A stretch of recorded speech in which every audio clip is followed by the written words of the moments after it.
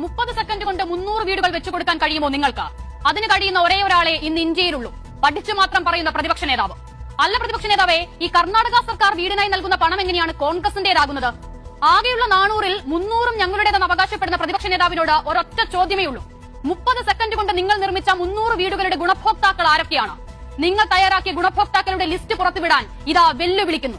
പ്രതിപക്ഷ നേതാവ് വായുവിൽ എഴുതി കൂട്ടുന്നതല്ല യഥാർത്ഥ കണക്കുകൾ. ആ കണക്കുകൾ ഇതാ കേട്ടോളൂ. വയനാട്ടിൽ ഉയരുന്നത് 410 വീടുകൾ.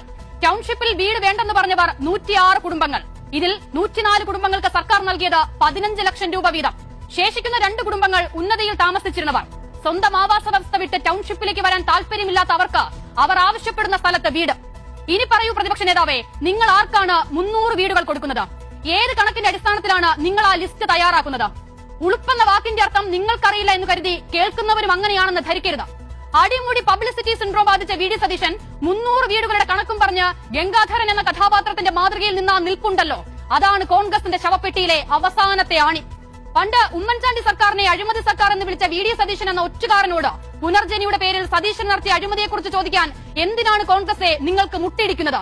നിലം തൊടിയിക്കാതെ 10 വർഷം ജനങ്ങൾ മാറ്റി നിർത്തിയിട്ടും കളവും തട്ടിപ്പും വഞ്ചനയും അഴിമതിയും ലെവലേശം കുറഞ്ഞിട്ടില്ല കോൺഗ്രസിന്.